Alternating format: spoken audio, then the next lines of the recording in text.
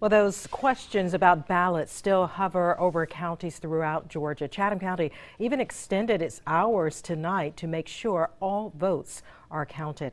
News 3's Andrew Davis joins us from the Board of Elections with the latest on provisional ballots. Andrew.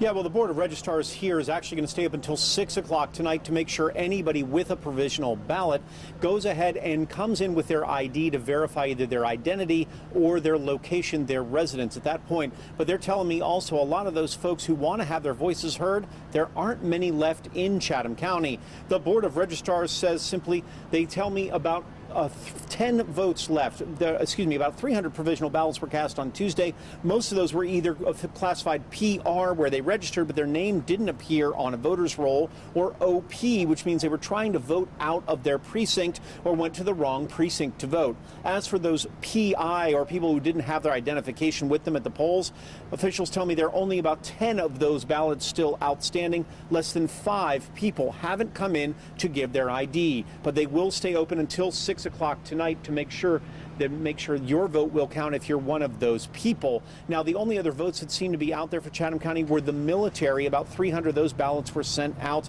They had until today to bring them back. They're going to make one more trip to the post office to make sure those are happened. But once again, only about 300 of those are still out there. Otherwise, people have been in and out asking questions about their vote, whether they were actually voted and whether their vote was counted. But overall, they said it's been a quiet few days and they don't believe Chatham County is going to be a major player in these questions about voting. At the Board of Registrars, Andrew Davis, WSOE News 3.